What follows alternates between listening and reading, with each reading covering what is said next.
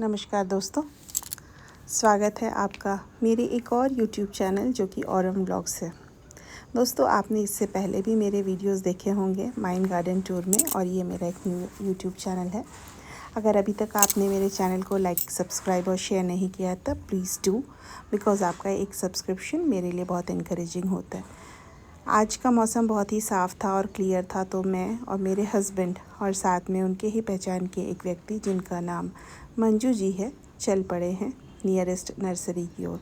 दोस्तों, जैसा कि आपने मेरे दूसरे चैनल में भी देखा है और वीडियोस में भी देखा है कि हम लोग दोनीमलाई टाउनशिप में रहते हैं, जो कि संडूर में स्थित है और यह बल्लारी डिस्ट्रिक्ट में आता है, कर्नाटका रीजन में।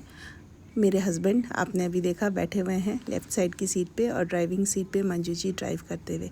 दोस्तों, ये देखिए ज्वार के खेत, और उन पे बिल्कुल फसल भी आ गई है, बहुत सुंदर हरे हरे, और बिल्कुल कितना अच्छा लग रहा है, देखते ही मन बिल्कुल खुश हो जाता है। तो दोस्तों, आज चूँकि छुट्टी थी तो मैंने हस्बैंड को बोला चलिए मुझे तो नर्सरी आज आपको लेके ही जाना है। दोस्तों, मैं खुद भी ड्राइव कर लेती हूँ, लेकिन अभी इस रोड पे, क्योंकि ये बिल्कुल हाईवे है और यहाँ पे काफ़ी सारे टिप्पर, ट्रक वगैरह चलते रहते हैं, जो कि इन कुमार स्वामी की पहाड़ियों से वहाँ से माइनिंग किया हुआ आयरन ओर लेके चलते हैं। तो ये थोड़ा सा रिस्की हो जाता है इस रोड पे गाड़ी निकालना, इसलिए मैं तो नहीं निकालती, हस्बैंड को भी नहीं देती हूँ। वो चला लेते हैं, बट आज थके हुए हैं तो उन्होंने बोला कि मंजू जी को ही चलाने दो। दोस्तों, ये जो पहाड़ियाँ आप देख रहे हैं, इनको आपने पहले भी मेरे कई दूसरे व्लॉग में भी देखा है या दूसरे वीडियोस में भी देखा है। ये दरअसल स्वामी मलई की पहाड़ी श्रृंखला है। इन पहाड़ियों के बीच ही भगवान कुमार स्वामी का मंदिर स्थित है। भगवान कुमार स्वामी भगवान कार्तिकेय का ही एक रूप है, और शिव जी और माँ पार्वती के पुत्र हैं और गणेश जी के भाई हैं। तो बस यही कहानी है, और इसी वजह से उनका यहाँ पे मंदिर है, और जिनको कहा जाता है कि चालुक्यास ने काफ़ी पहले बनवाया था, करीब 1936 के आसपास, और उसके बाद 1996 के आसपास यहाँ के जो लोकल रूलर्स थे दोस्तों, जो कि घोरपड़े की फैमिली थी, उन्होंने इस मंदिर में काफ़ी सारा सराहनीय कार्य किया। और इस मंदिर में औरतों की जाने की मनाही थी, लेडीज़ को एंट्री नहीं मिलती थी, तो इन्होंने उस रेस्ट्रिक्शन को हटाया और इवन हरिजन्स के लिए भी मंदिर को खोला और बहुत ही रेस्पेक्ट कमाया लोकल लोगों से। दोस्तों, बस हम चल पड़े हैं। दोस्तों, अभी आप देख रहे होंगे कि दोनों तरफ, ये देखिए, अभी हम चल ही पड़े थे कि यहाँ पे हम फंस गए हैं। बिल्कुल पानी रोड पे जमा हुआ है, और ये चूँकि दोनों तरफ ज्वार के खेत हैं, तो जो भी लैंड ओनर है उन्होंने क्या किया है, इस पानी को दोनों तरफ से मिट्टी से रोक लिया है, ताकि उनके खेतों में ये पानी ना जाए और फसल को नुकसान ना पहुँचे। तो बस किसी तरह हमने उस पानी को क्रॉस किया है। वहाँ पे हमारी गाड़ी आधी ऑलमोस्ट डूब चुकी थी। तो बस हम फिर से चल पड़े हैं, और ये छोटे छोटे कुछ और पौधे, हाँ, ये मकई के पौधे हैं जो लगाए गए हैं। और तो दोस्तों, बस इन्हीं पहाड़ियों के बीच भगवान कुमार स्वामी का मंदिर स्थित है, और ये काफ़ी फेमस मंदिर है दोस्तों। यहाँ पे लोग अभी साल के एक समय, मुझे लगता है कि अगस्त या सितंबर के वक्त, यहाँ पे भगवान कुमार स्वामी का बहुत बड़ा पूजा ये लोग अरेंज करते हैं, यहाँ के जो लोकल पीपल हैं, और काफ़ी ग्रैंड वे में सेलिब्रेशन होता है। और पहाड़ों के बीच ये मंदिर है, तो रात को चारों तरफ आपको कंप्लीट डार्कनेस ही रहता है, और इतना सजाया जाता है मंदिर को कि ऐसा लगता है मानो कि एक पहाड़ों के बीच किसी ने दिवाली मना दी हो। तो उस समय काफ़ी लोग आते हैं, भगवान के दर्शन करते हैं। आप प्लीज़ कमेंट करके ये ज़रूर बताइए कि क्या कभी आप कर्नाटका में आपने भगवान कुमार स्वामी के मंदिर के दर्शन किए हैं। और दोस्तों, उस मंदिर के ठीक पास ही, भगवान के मंदिर के जस्ट बगल में, उनकी माँ का भी मंदिर है, माता पार्वती का भी बहुत बड़ा सा मंदिर बनाया गया है। वहाँ पे लेडीज़ एंटर कर सकती हैं और अपना पूजा ऑफ़र करती हैं। और बस हम चल पड़े दोस्तों। ये जो आप ऊपर देख रहे हैं कन्वेयर बेल्ट, ये एक्चुअली जो ऊपर माइनिंग होती है कुमार स्वामी की पहाड़ियों में, वहाँ से पाइप के थ्रू इसको सप्लाई किया जाता है टू डिफरेंट कंपनीज जो भी है या जिनको ये चाहिए, इनके जो परचेज़र है उनको सप्लाई किया जाता है। और वहाँ से ट्रक में भी करके, टिपर में भी करके ये लोग लोड करके अलग अलग कंपनीज़ को as a raw material provide करते हैं। तो अभी आप देखेंगे थोड़ी ही देर में कि बस ट्रकों की लाइन है। दोस्तों यहाँ पे हमारे टाउनशिप में आपको सभी कुछ मिल जाएगा। एक छोटा सा सोसाइटी भी है जहाँ पे आपको ज़रूरत की सारी ग्रॉसरी और बाकी सामान भी मिल जाता है। तो बस हम वहीं से ले लेते हैं अपनी ज़रूरत की सारी चीज़ें, जो भी रोज़मर्रा की डेली यूज़ की जो भी हमारी चीज़ें हैं वो वहाँ मिल जाती हैं। लेकिन आपको कुछ स्पेशल लेना हो, जैसे कुछ ख़ास किस्म के स्वीट्स या फिर कुछ ख़ास कपड़े तो बिल्कुल भी हमारे टाउनशिप में कुछ भी अवेलेबल नहीं है। अगर आपको एक कर्चिफ भी लेना पड़े तो आपको फिर नियरेस्ट शॉपिंग एरिया जो कि संडूर में है, वो भी 25 to 26 किलोमीटर्स के डिस्टेंस पे है हमारे टाउनशिप से, और या फिर होस्पेट जाना पड़ता है। दोस्तों देखिए ये ट्रकों की लाइन आपको दिख रही है, ये एक्चुअली ऊपर पहाड़ियों से उतर के आयरन ओर को ले जा रहे हैं डिफरेंट कंपनीज़ में। और ये बोर्ड आपने देखा, यहीं से लेफ़्ट साइड की ओर भगवान कुमार स्वामी के मंदिर जाने का भी एक शॉर्टकट है। और बस फिर से बसों की, ट्रकों की लाइन काफ़ी लंबी लाइन है दोस्तों। और ये क्या करते हैं एक्चुअली, इनकी क्यू इतनी लंबी होती है कि ये 2 से 3 किलोमीटर तक फैला होता है। और एक बार अगर ट्रैफिक जैम हो जाता है, फंस जाते हैं, तो वो फिर बहुत ही बुरा होता है दोस्तों। एक बार इनफैक्ट हम भी जब आ रहे थे वापस, हम अपने नेटिव टाउन से धोनीमलाई को आ रहे थे, छुट्टियों में हम गए हुए थे, तो उस वक्त हम काफ़ी बुरी ट्रैफिक में फंसे थे और साथ में बच्चे भी थे। तो लेकिन साथ में हमारा खाना पीने का सारा सामान भी था, पानी वगैरह लेके चले थे, तो कोई ख़ास दिक्कत हुई नहीं। हाँ बट उतनी गर्मी में काफ़ी देर तक हम फंसे रहे। और ये देखिए दोस्तों राइट साइड का व्यू भी कितना प्यारा है, फिर से वही पहाड़ और ग्रीनरी आपको पूरी देखने को मिल रही है। दोस्तों चूँकि मेरा ये पहला व्लॉग है, देखिए कितने खूबसूरत हरे हरे नारियल के बड़े बड़े पेड़। यहाँ पे दोस्तों नारियल बहुत अच्छे मिलते हैं। ऐसे आप ख़रीदने जाएंगे तो आपको 20-25 रुपीज़ का एक कोकोनट मिलेगा, जो कि हमारे उधर, मैं बेसिकली झारखंड से हूँ। झारखंड में मेरा मायका और ससुराल दोनों ही हैं। तो रांची में मेरा मायका है और ससुराल बोकारो में है। अगर आप लोग भी वहाँ से बिलोंग करते हैं तो प्लीज़ कमेंट करके मुझे ज़रूर बताइए कि आप कौन से प्लेस से बिलोंग करते हैं झारखंड में, और क्या आप मिस करते हैं अपनी जगह को। तो हमारे वहाँ पे भी कोकोनट 20-25 का मिलता है, बट उसका साइज़ काफ़ी छोटा होता है और उतने फ्रेश और अच्छे नहीं मिलते जितने यहाँ पे मिलते हैं। तो बस ये कुछ लोकल ढाबा जैसा है जहाँ पे ये ट्रक ड्राइवर रुक के अपना खाना वगैरह रात में खाते हैं, क्योंकि ये जब चलते हैं तो घंटों चलते ही रहते हैं। इनका सफ़र काफ़ी लंबा होता है। और ये देखिए ट्रकों की लाइन फिर लग गई। मैं सोच रही हूँ रिकॉर्ड करूँगी, बट बीच बीच में ये आ जा रहे हैं तो वो थोड़ा सा उसमें डिस्टर्बेंस हो जा रहा है। और अभी 2-3 दिनों से यहाँ रेगुलर बारिश हो रही है, तो जगह जगह आपको पानी भी जमा हुआ दिखेगा। और ऐसा ही जो आप देख रहे हैं दोस्तों, लाल मिट्टी, बिल्कुल ऐसी ही लाल मिट्टी दिखेगी और बहुत स्लिपरी हो जाता है और काफ़ी रिस्की हो जाता है ऐसे एरिया में ड्राइव करना या फिर 2 व्हीलर में चलना। तो हम कभी भी इधर अगर संडूर की तरफ शॉपिंग करने आना होता है तो हम अपनी कार ही निकालते हैं, 2 व्हीलर तो बिल्कुल अवॉइड ही करते हैं। हाँ समर्स में रोड अगर बिल्कुल साफ़ क्लियर रहता है तो फिर कभी कभी मैं और हस्बैंड स्कूटी से भी आ जाते हैं या फिर बाइक भी निकाल लेते हैं। तो दोस्तों ये हम लोग निकले हैं, तो उस दिन शॉप्स वगैरह पूरे बंद है क्योंकि छुट्टी थी, तो ये लोग भी छुट्टी मना। देखिए दोस्तों कितनी मिट्टी और पूरा लाल पानी एकदम स्लिपरी बना देता है सरफेस को, और बहुत केयरफुली आपको ड्राइव करना पड़ता है। दोस्तों एक्चुअली मेरा ये फर्स्ट ब्लॉग है, तो थोड़ा सा मैं अपने बारे में ज़रूर बताना चाहूँगी। जैसा कि आप लोगों ने सुना कि मैं झारखंड के रांची से हूँ, और अभी लास्ट 2.5 ईयर से हम लोग कर्नाटका धोनीमलाई में हैं। मेरे हस्बैंड चूँकि एक माइनिंग कंपनी में है और उनका ट्रांसफ़रेबल जॉब है, तो हम मूव करते रहते हैं। इससे पहले हम रांची में थे और उससे पहले हैदराबाद में मेरे हस्बैंड की इस कंपनी में फ़र्स्ट पोस्टिंग हैदराबाद में थी। वहाँ से फिर हम रांची आए। ये दोस्तों देखिए विंड मिल्स, अभी चूँकि हम होसपेट पहुंचने वाले हैं, आउटर सिटी में है, तो आपको ये यहाँ पे विंड मिल देखने को मिल रहे हैं। यहाँ पे जो कर्नाटका गवर्नमेंट है दोस्तों, हर चीज़ में आप अगर न्यूज़ वगैरह में भी देखेंगे तो बहुत एडवांस्ड है हर चीज़ में। लिटरेसी रेट तो कर्नाटका केरला का काफ़ी हाई रहता है। आपको बहुत कम ही लोग मिलेंगे जो इंग्लिश ना बोल सके या जो पढ़े लिखे नहीं हो।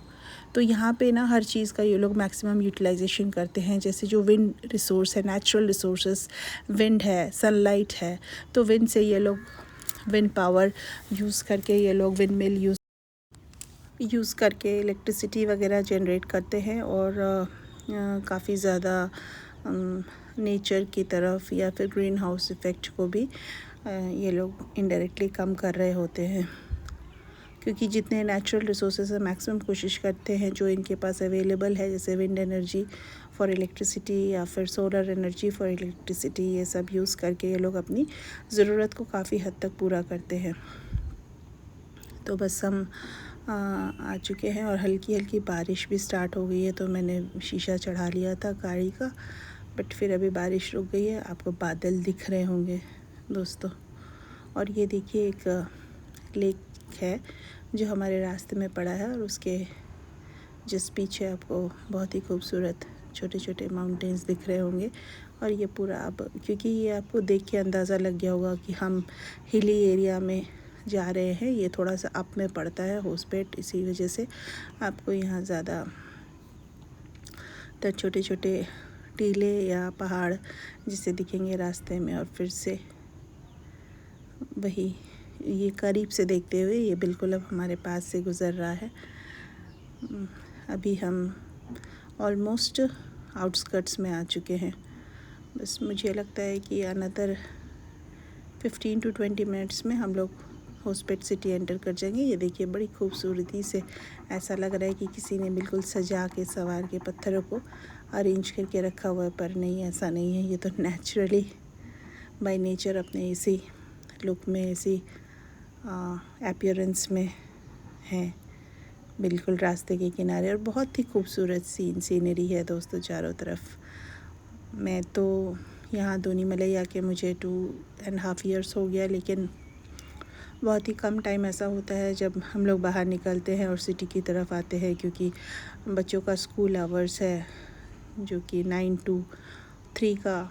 9 बजे बच्चे सुबह 9 पौने 9 बजे निकलते हैं और 3:10 पे उनकी बेल होती है, तो फिर घर आते आते 3:20 3:25 हो जाता है। मेरे बच्चे यहाँ पे दोनीमलई में जो केंद्रीय विद्यालय है उसी में पढ़ते हैं, और मेरी 2 डॉटर है, एक स्टैंडर्ड 8 में है और एक स्टैंडर्ड 4 में। तो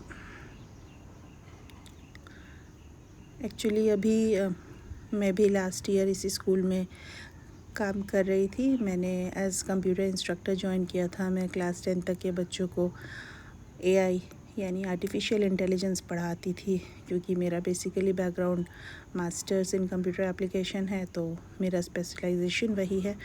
तो मैं AI की क्लासेस लेती थी, और बीच में 11th-12th को पढ़ाने वाले जो फैकल्टी थे उनकी पोस्टिंग आने की वजह से मुझे 11th-12th का भी कंप्यूटर साइंस और इंटरनेट प्रोग्रामिंग का क्लासेस लेना पड़ा।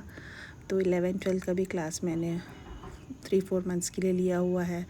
तो लगभग 1 साल का पूरा मेरा यहाँ पे केंद्रीय विद्यालय में पढ़ाने का एक्सपीरियंस है। तो काफ़ी अच्छा टाइम वो भी बीता था, लेकिन वही हो रहा था कि 1 साल मैंने तो किया, 1 साल में मुझे लगा कि मेरी फैमिली लाइफ, पर्सनल लाइफ उतनी स्मूथ नहीं चल पा रही थी, क्योंकि सुबह 8:30 बजे तक मुझे बच्चों को, हस्बैंड को, सभी को रेडी होना पड़ता था, और हस्बैंड निकल जाते थे ऑफ़िस के लिए, बच्चे स्कूल के लिए, मैं भी स्कूल के लिए। फिर सुबह उठ के लंच, ये देखिए मेरे हस्बैंड के किसी फ्रेंड का फ़ोन आ गया और वो बस फ़ोन पे लग गए हैं। ये देखिए दोस्तों, अभी आपको माइलस्टोन में दिखेगा कि हम कुडलिगी नाम की एक जगह है यहाँ पे, जो कि होसपेट से पहले पड़ता है, उससे हम ऑलमोस्ट 9 किलोमीटर्स के डिस्टेंस पे है। तो इधर से भी एक रूट आपको होसपेट को कनेक्ट होता है, और सीधा भी आप और एक रास्ता भी है जो डायरेक्ट संडूर से होसपेट को जाता है, बट आज हम कुडली की होते हुए जा रहे हैं। तो वही बस सुबह हम सब निकलते थे और मुझे सारा कुछ बना के करके निकलना पड़ता था, और शाम को आते आते काफ़ी लेट हो जाती थी।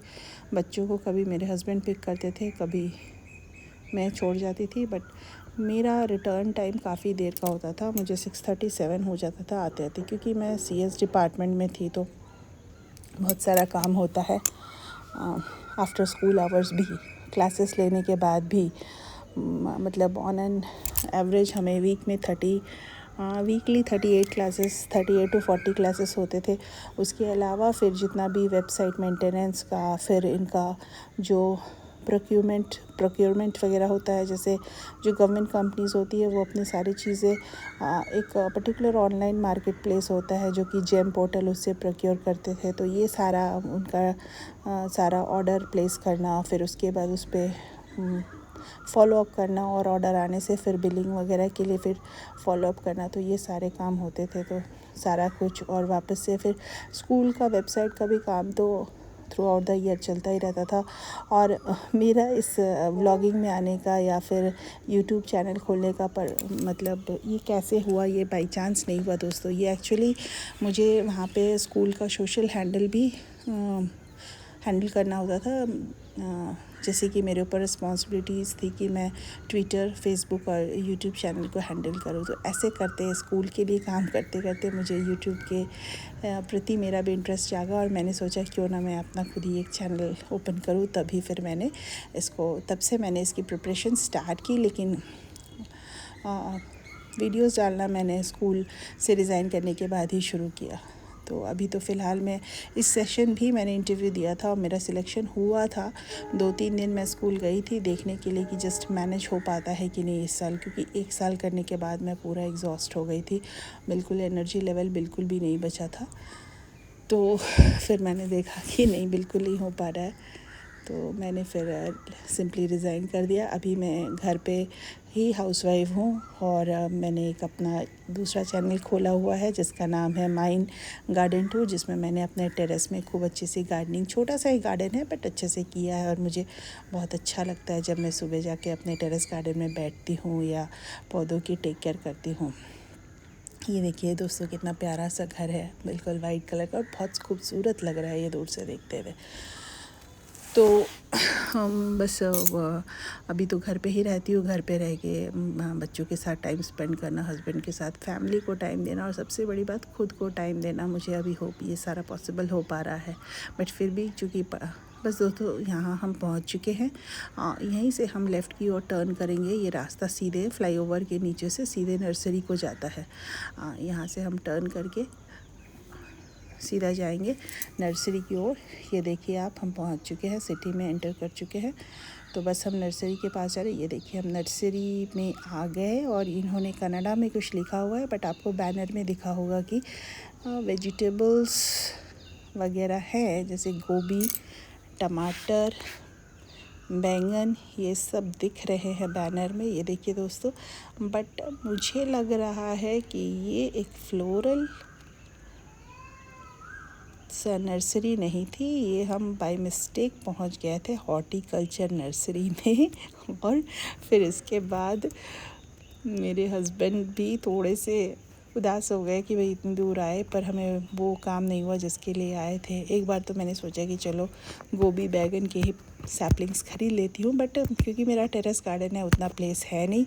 तो बस मंजू जी बोले मैडम चलिए वापस चलते हैं, नेक्स्ट फिर छुट्टी के दिन आके कभी आपको मैं दूसरी नर्सरी, जो बिल्कुल होसपेट में, यहाँ पे एक फेमस डैम है तुंगभद्रा डैम, आपने सुना होगा दोस्तों, उसके साइड पे उस तुंगभद्रा डैम रोड पे सारी नर्सरीज़ हैं सिचुएटेड। तो बोले मैडम वहाँ ले चलूँगा। वहाँ से यहाँ के माइनिंग कंपनी वाले लोग अपने लिए प्लांट्स भी वहीं से ख़रीदते हैं, तो काफ़ी अच्छा कलेक्शन रहता है उनके पास। तो वापस से हम फिर अपने घर की ओर चल पड़े हैं, जो कि है दोनी मलाई टाउनशिप।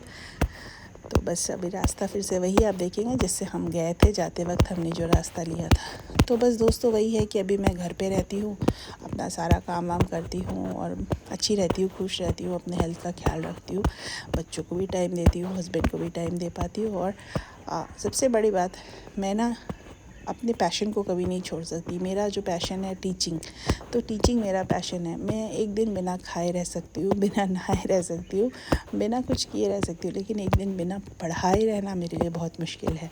क्योंकि मैं शुरू से ही नहीं, अभी केवी नहीं, जब कोविड भी था तभी भी मैंने ऑनलाइन मोड में टीचिंग की है। उससे पहले भी मैंने काफ़ी अच्छे अच्छे स्कूल्स में काम किया है, जैसे कि army public school Hyderabad Golconda में सिचुएटेड है।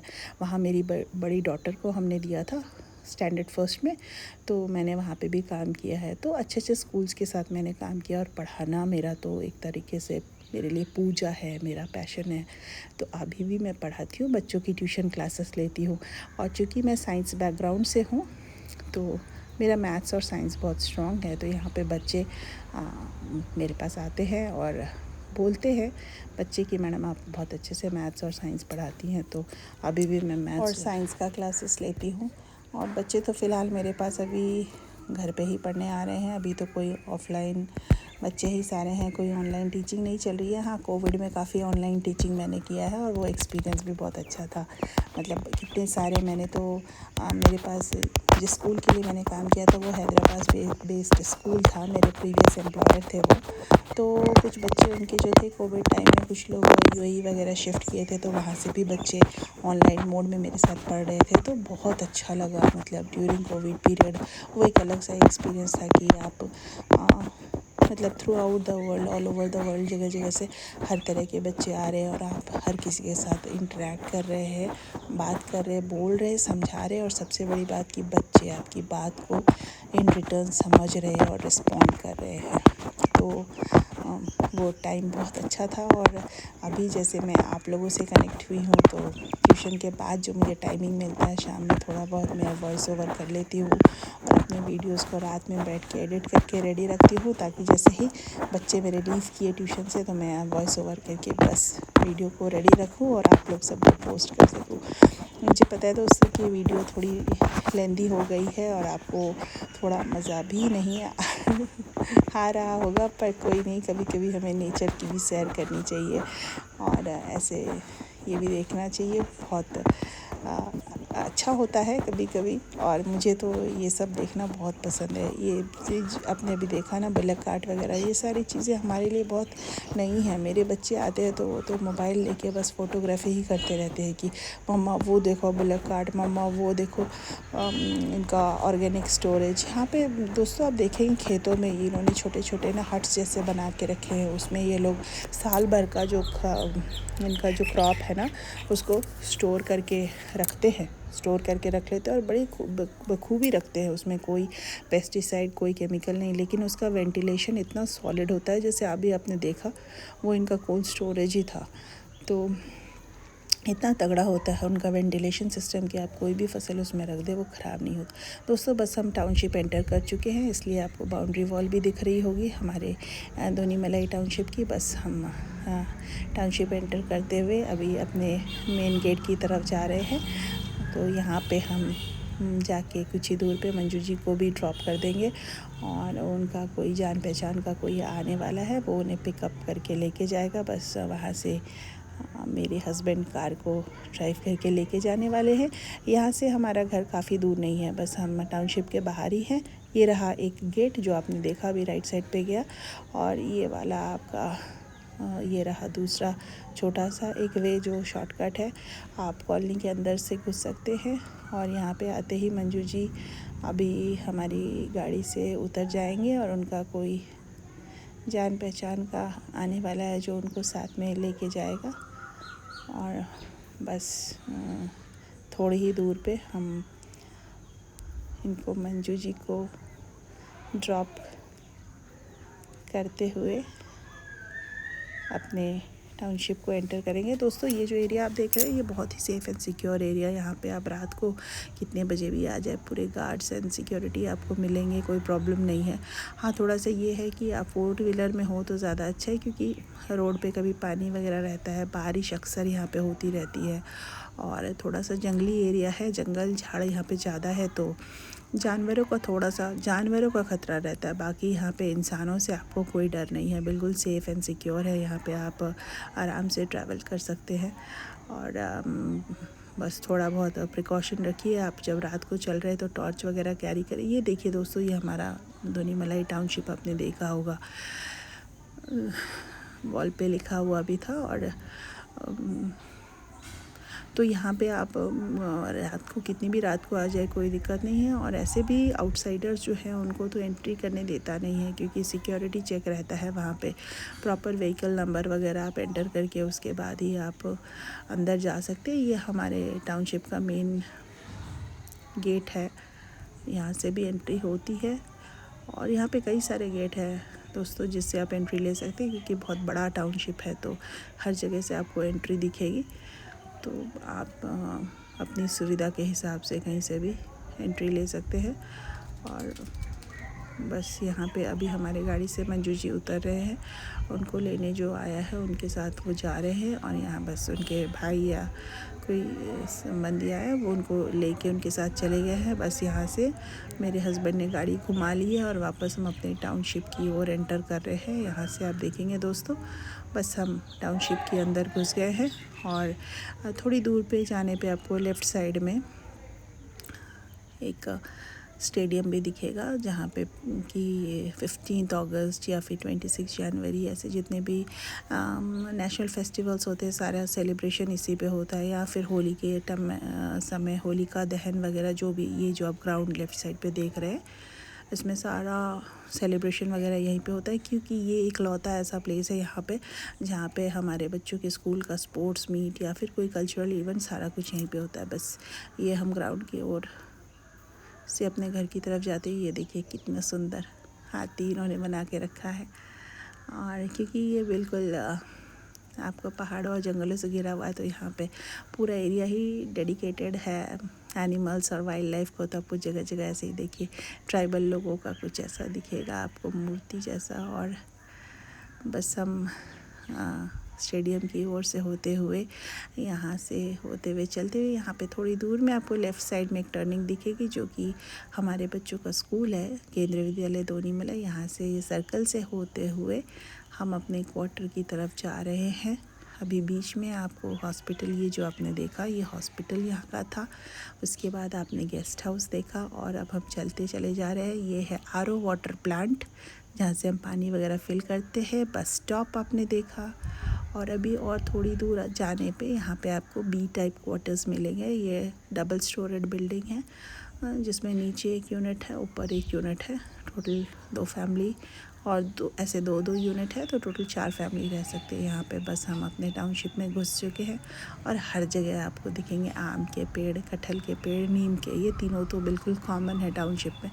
और पूरी टाउनशिप में बहुत हरियाली रहती है। जैसा आपने रोड में भी देखा था दोस्तों कि चारों तरफ हरियाली हरियाली है, वैसे ही यहाँ पे भी पूरी टाउनशिप में हरियाली रहती है। अभी रिसेंटली इन्होंने रोड पे ये ब्रेकर्स भी लगा दिए हैं, क्योंकि बच्चे बहुत रैश ड्राइव वगैरह करते थे, स्कूटी साइकिल वगैरह लेके बहुत तेज़।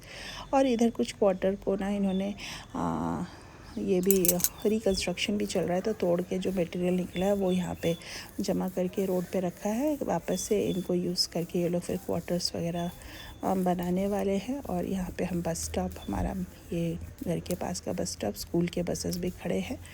और यहाँ से फिर बस यहाँ पे अपने जो एम्प्लॉयज़ है जिनका ऊपर घर है या जिनका पार्किंग के स्पेस नहीं है, वो यहाँ पे भी अपनी गाड़ी पार्क करके रख देते हैं। बस ये हमारा क्वार्टर आ गया दोस्तों। ये पहला वाला लेक, यहाँ से जैसे ही आप राइट टर्न लेंगे तो हमारा क्वार्टर बस ये रहा। ये यूनिट छोड़ के नेक्स्ट यूनिट में जाते ही